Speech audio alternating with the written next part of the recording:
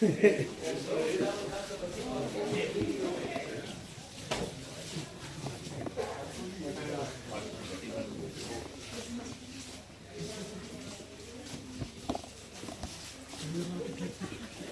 we'll talk about it now.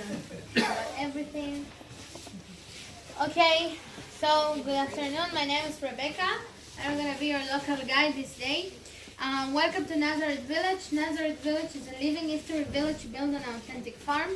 Okay, we discovered that 2,000 years ago, the place that you're gonna visit today was a farm, and on that farm we rebuilt a village. And we had a synagogue, houses, an olive press, also a weaver and a carpenter. Okay? The reason that we add all these things to the farm that we found is because we want to show you a living village, something real, something that is really, really going on today. So you're also going to see outside villagers dressed like in the first century. And the reason is that we want to show you how life looked like here at Nazareth at the first century. Okay? This place is all about Jesus. It's all about his stories and parables and prophecies that he fulfilled as a promised Messiah to Israel. We work in here Arabs and Jewish together, believers, born again. And this is the only place in Israel that you will find Jewish and Arabs working together in the same ministry. Okay? And all that is because of Jesus. And without Jesus, we cannot do that. All right, so there are two, you're welcome to take pictures for your own use, okay? But if it's for commercial, you must contact first the office. And also when we will be inside, please stay together in the group and don't grab shoots or flowers or things from the tree, okay? English is not my first language, so probably I will do mistakes in English. You're welcome to correct me. Thank you. All right, so there are two major stories that happened at Nazareth 2,000 years ago. The first one is the Annunciation of the angel revealed to Mary about the coming birth of Yeshua, Jesus. And the second event that happened at Nazareth was when Jesus entered in the synagogue and he received the book of the prophet Isaiah and he read from it. Okay? We will see this event in the end of the tour at the synagogue, and we will talk more about what happened that day at the synagogue. Now, the archaeologists and engineers, they came to this land and they started to do their searches. And they found the wine press, but they also help us to know which type of materials and styles we need to use in order to recreate this place as much authentic as possible to the farm of the first century. So you see them here in this picture working on the land, analyzing the stones, and knowing exactly how to recreate this place. Okay? Now, when pilgrims like you coming to Israel looking for Yeshua, all what you will see will be dead stones and ruins. But here at Nazareth Village, we want to introduce you to the living Son of Jesus, where his parables and stories become alive, and we want you to leave Nazareth Village with a deeper understanding of the meaning of his words. Okay? Now, Nazareth Village, we are located in a place that we are 500 meters and 5-minute walk from the old Nazareth, which is just this piece here. Later, during the history, it got expanded to the around, and we know that the people, they used to come here and work the land and cultivate grapes because we found a wine press, as I said before. We know that in the wine press they used to step their foot on the grapes in order to produce the wine, and here we have a replica of the sandal that they used to take off before in order to provide the wine. Okay? Here we have a replica of cultivating terrace. Okay?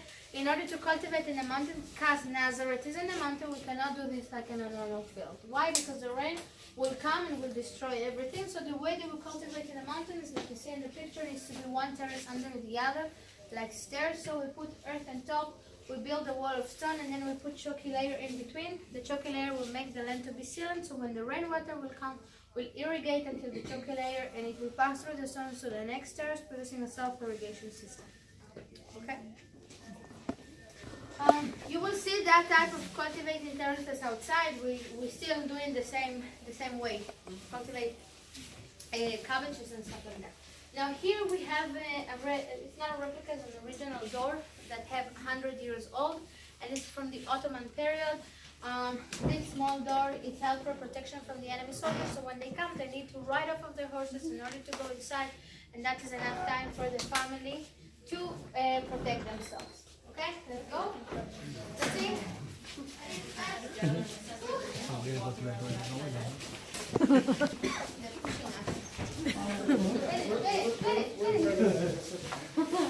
So understand something that I said.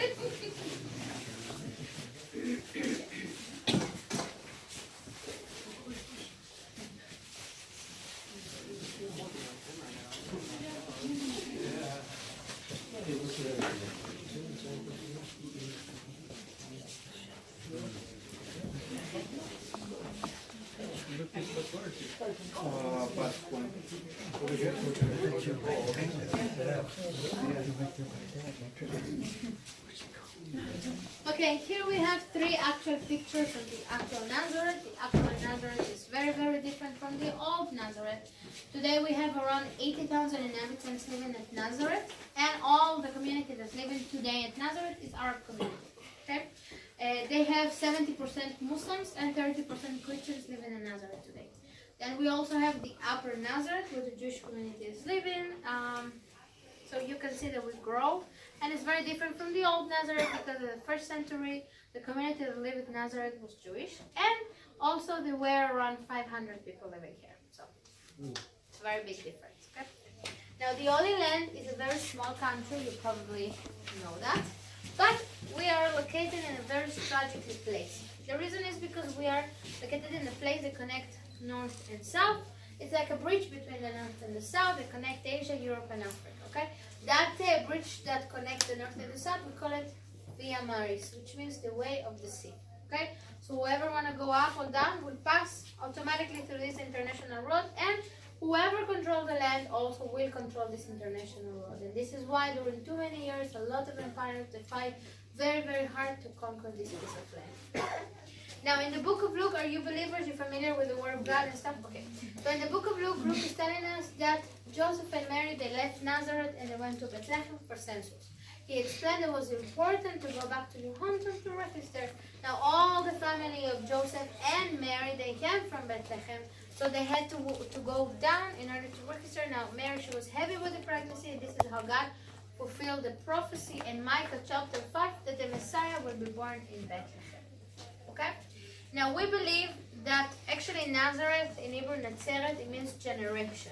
Okay? So we believe that maybe 100 or 200 years before Jesus was born was a problem in Bethlehem. So they went up to the Galilee and they create the city of Nazareth, and they call it Nazareth to remember that they come from Bethlehem.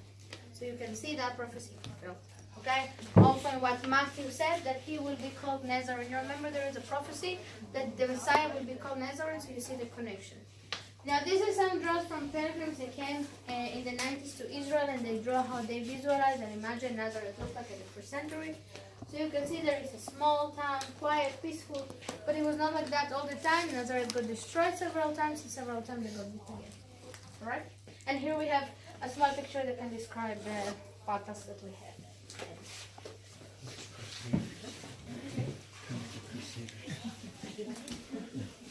Okay, so because we are located in the mountains, we use the donkey, as you can see in the picture over there, is an original picture.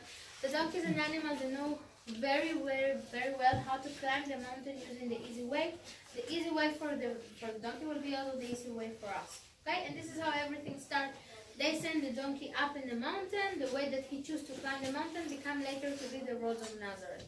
So if you go around the old city, you will see that all the roads are like zigzag. Okay? So this is the way that the donkey designed, and it's enough space in one road just for one donkey and for the whole package that we have in the back, like you see in the picture. All the roads are very, very tiny. Okay? Let's see if they finish.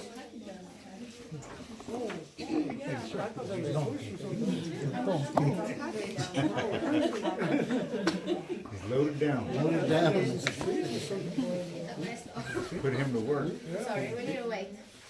His name is Shmuel. So when I will tell you Shmuel, he's the one to build all Nazareth village, all the houses and synagogues. His father will build everything. So when I tell you Shmuel, you will know that this is Shmuel. Shmuel. Okay, let's go.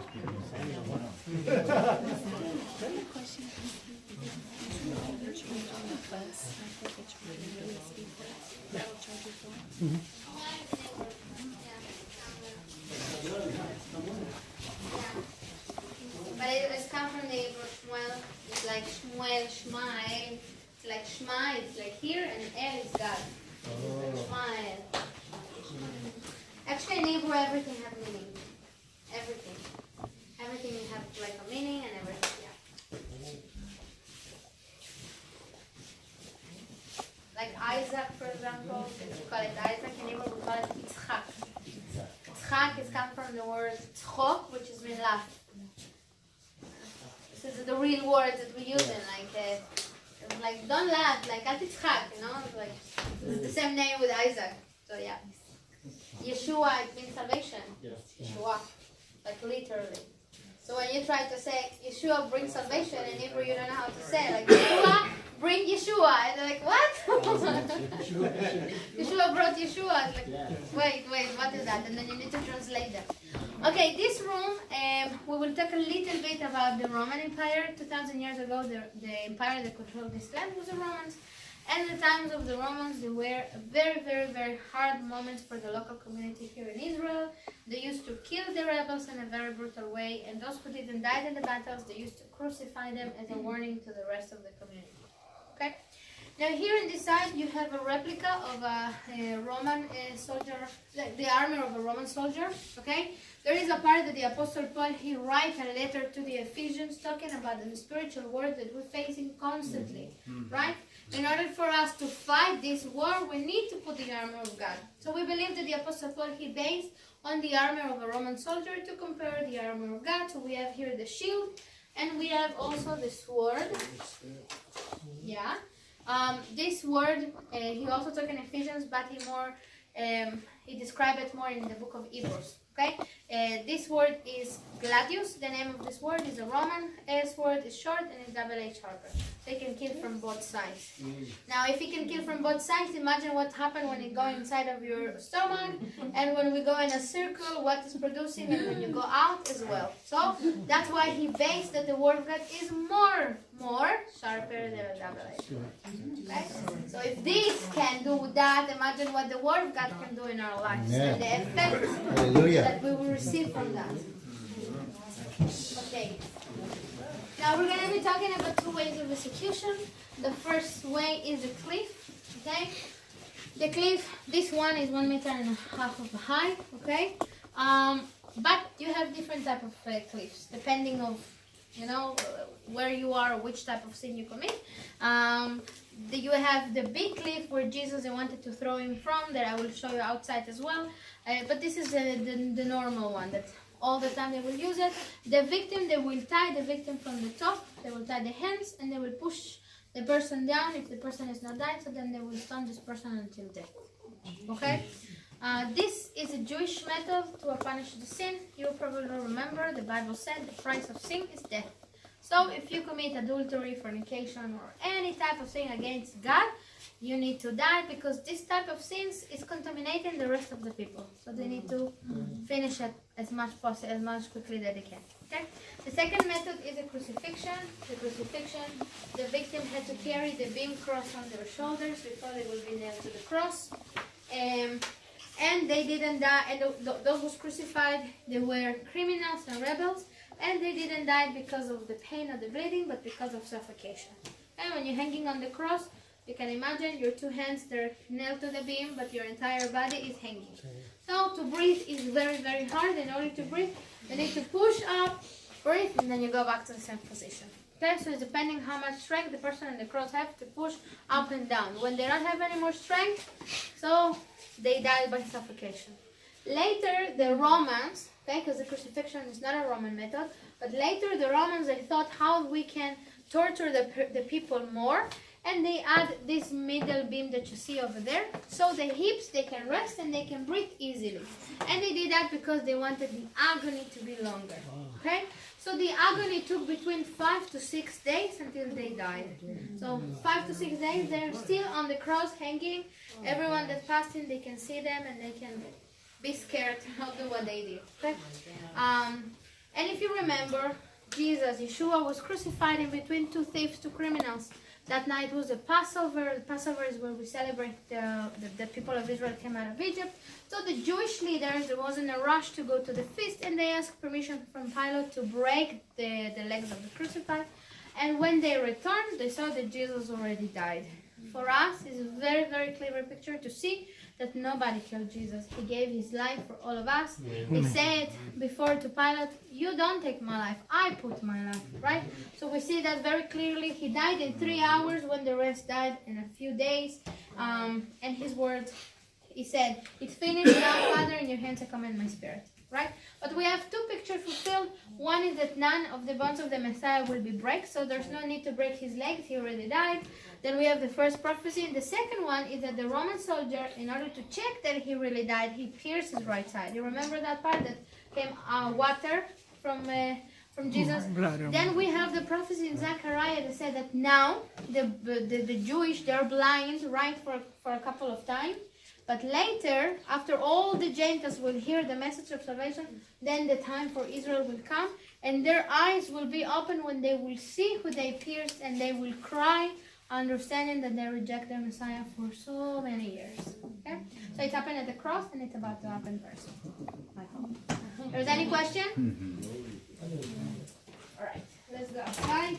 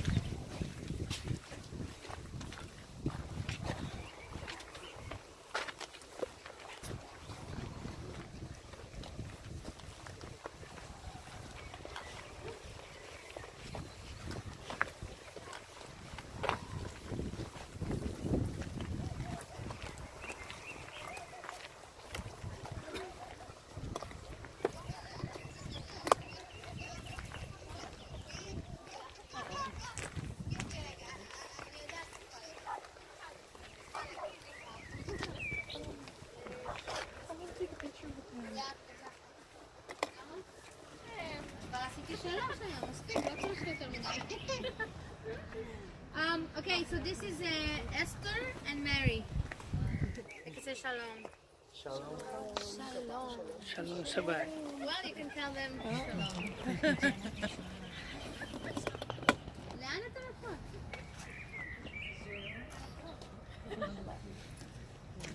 They're so cute, right?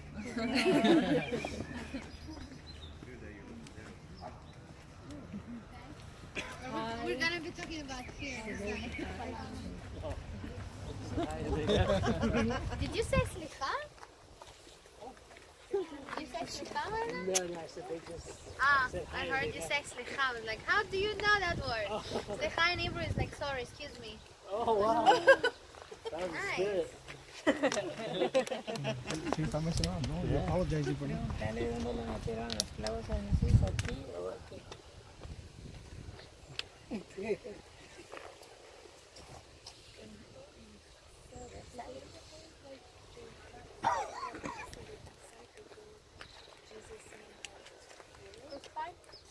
Sleep.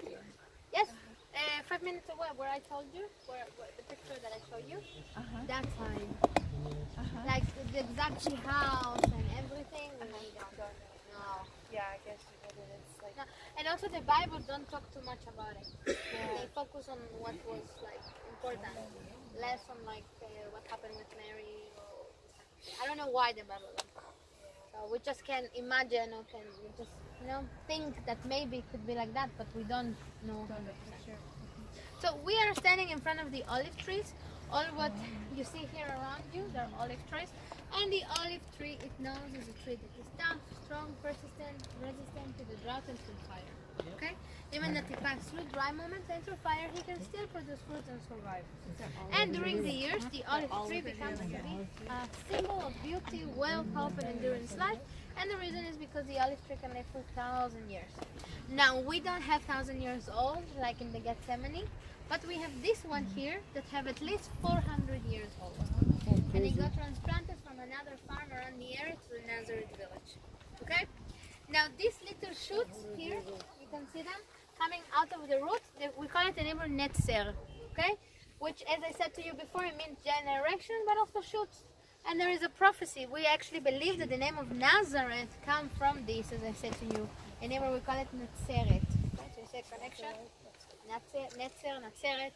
And there is a prophecy in Isaiah that a shoot will come out of the root of Jesse. And if we go into the New Testament and we see the genealogy of Mary and Joseph, we will see that they're coming from Jesse generation, from the King David generation. So the netzer is Jesus. If we take a piece of shoot with a little bit of roots and we graft it into the trunk, it will become into a new branch like this. The later we take it and we plant it in the ground and it become a new olive tree. Okay? No. We take a little bit of this with a little bit of the root and we graft it into the trunk. We open the trunk, we put it, we tie it, we cover it. There's a process that we need to do that. We call it grafted. Okay? Now sometimes after the season, some of the branches in the tree, they're not producing fruit anymore. Why? They're getting dry, they lazy probably, so they don't produce fruit. What the farmer needs to do? Cut them and put them apart and we see it at the other side. Later we will throw it to the garbage, okay? To the fire.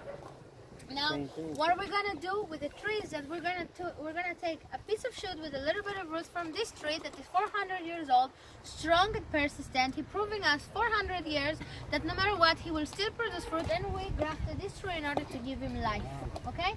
And this is exactly what happened between Jewish and Gentiles. In the book of Romans chapter 11, the Apostle Paul took that very clearly. He said that the original people of God always was and always will be the people of Israel, the Jewish people. But now all the Gentiles that believe in Jesus, that they're born again, they're born and they are grafted into the tree in order to receive life, and now we are all part of the same nation, of the same family. So that's why later he said, now there's no more Jew and Gentiles, now all of us, we are one in Jesus.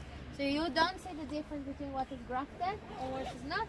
You see one tree. So that's how God sees all of us one. Okay? Great. Let's go. You could pet him. Huh? You could pet those.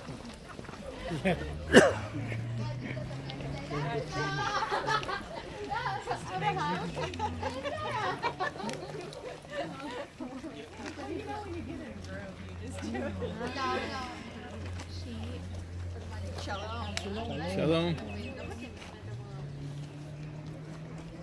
Don't look like. באמת יש שם שירותים. התכוונתי ללכת לרגע עכשיו. להגיד להם צלמו רגע, צלמו, אני כבר חוזרת. שלום. Come. Huh? Yeah, of course. Okay, we can say shalom to Abraham, the shepherd. Shalom.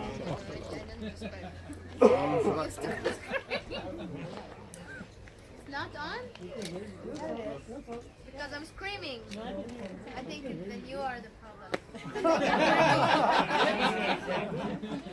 Okay, so this is Abraham, the shepherd, and your name is? I'm Miriam. I'm a relative. Relative. Okay. So, and he is the shepherd of the sheep that you see here, and this is the sheepfold that you probably will read in the Bible and stuff. And the sheepfold is where the shepherd bring at night the sheep after he graze them around the non-cultivated land. He bring them and then sleep here. Okay? Then normally at that time of the night, the shepherd will not go back home, so he will sleep at the door of the sheepfold guarding the sheep. Alright? So whoever want to go inside will see, first of all, the body of the shepherd before they plan to go more inside. And this is a picture that Jesus talks several times in the Bible. I am the good shepherd, I am the door of the sheepfold, and nobody will take you away from my hand. There is a promise that he gave us. But now the shepherd used to have goats and sheep together. We don't have goats yet. They agree with me. And the goats and the sheep, they're very different from one another. The goats, they are troublemakers. They are running out of the sheepfold, and the goats are around it to bring them back is a hard job. But from the other side, the sheep, they're more obedient. They recognize the voice of their shepherd, and even their smell, and they obey him. Okay? And this is a picture that Jesus talked about. In the end of the times, he will return for the second time, as we are waiting for, and he will divide the goats from the sheep, the righteous from the unrighteous. Right? Now we shear the sheep in the beginning of the summer, which is June, right? June, and then we take the wool and we take it to Hannah the weaver. Then you're gonna meet her later, and you will see what we're doing with the amazing day. Okay?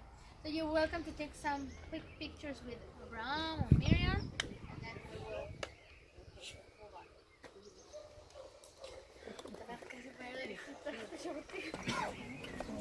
Yeah, I just invited her to Esto no es réplica, ponle con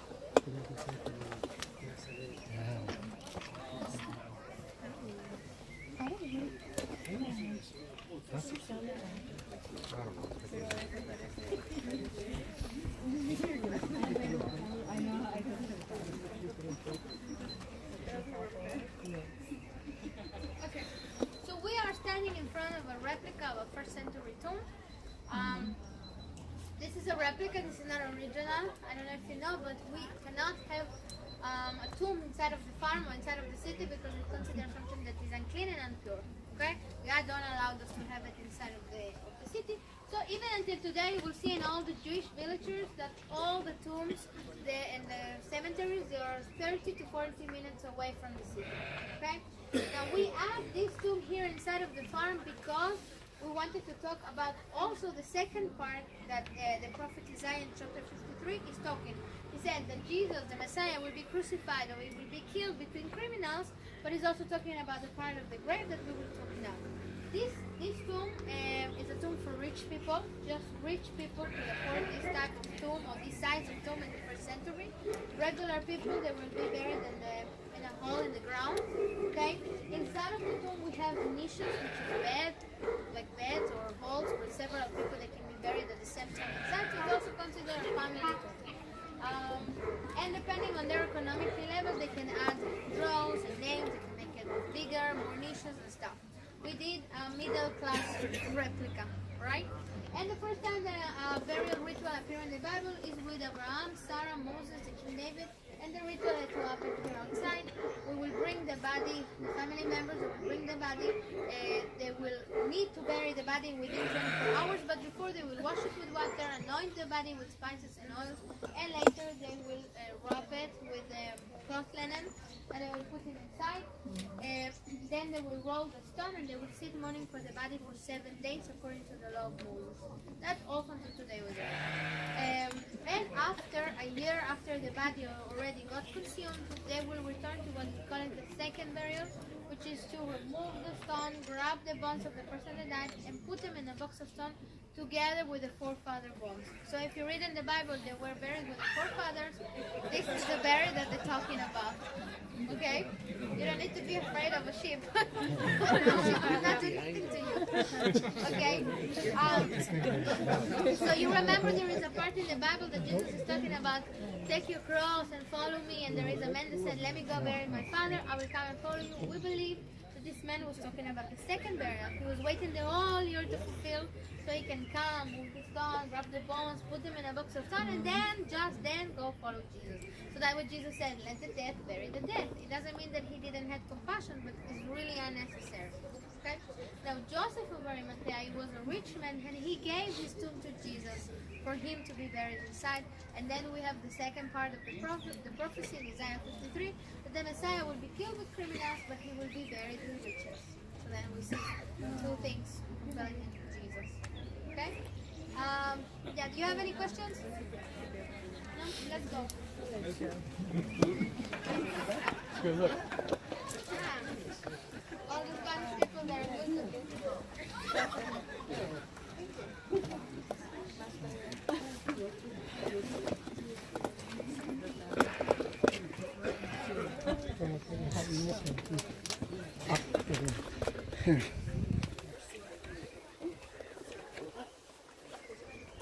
You can say shalom to Benjamin up in the watchtower.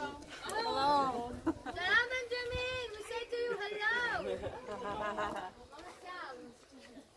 Sorry, in Hebrew, Mama Tau is like, how are you? What's up? Mama Tau. Not Mama Tau. Yeah, but say Mama Tau. Slang, Hebrew slang. Yo, no, joking.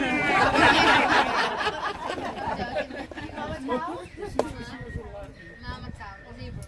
Okay. Alright, so among all the replicas that we saw and that we will see later, we're standing finally in front of the wine press. Okay? What I talked to you in the beginning, this is the wine press. You probably imagine this differently, but this is the real wine press from the 1st century. Okay? When the archaeologists they came to this land and they started to dig, they actually told us after that they didn't really plan it to find anything. They said we will do our job, but we know we're not gonna find nothing. It was 20 years ago. When they started their searches, they found for their surprise, the wine press. After that, they keep their searches, and then they found the cultivating terraces that you see here up. They're climbing up, and you see them as well. Okay, obviously not in that condition. There was in a very, very bad condition. Then after that, they said, okay, it looked like it's part of a farm. Let's keep our searches. They didn't find anything anymore here around, so they dug in the other side of the wall. When they dug there, they found a watchtower. Okay. Now we couldn't bring that watchtower here because it belonged to the government. So we create a replica using the same materials, the same style of the one that we found, and we put it here. Then we have the full picture that this place 2,000 years ago was a farm. And then there is even a parable that Jesus is talking about. A rich man bought a piece of terrace, he planted a vineyard, right? He built a wall of stone that we talked before about the cultivating terraces. He dug a wine press and he built a watchtower as well. Okay? We believe that there is a possibility that Jesus had in his mind this place, or he talked about this place, or he based in this place when he talked about this parable, because he lives only 5 minutes away from here. Okay? And this is the only wine press and farm that exists from the 1st century in Old Nazareth. That gives us the hope to believe that maybe he stayed barefoot here with Mary, okay? Or maybe he took a shift in the watchtower. Who knows? But we believe that we are special. Okay? Then,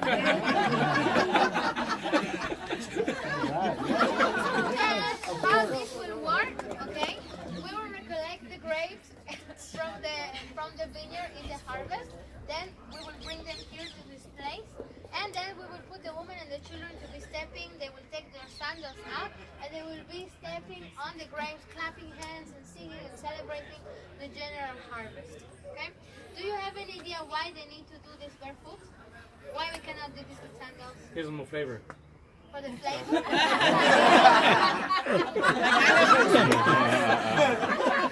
Imagine that. If that's the reason, I don't drink wine anymore.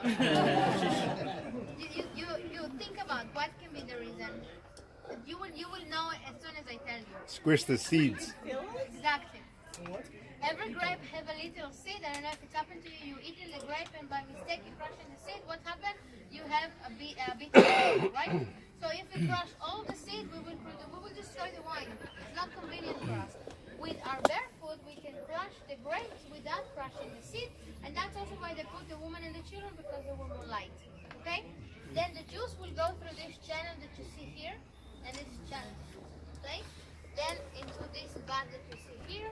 Then after the vat is kind of full, we will recollect the wine, we will filter and blend it, and we will put it in wine skins or jars. Okay? Jesus talked about the importance of a new wine in new wine skin, and the reason is that when the wine is fermented,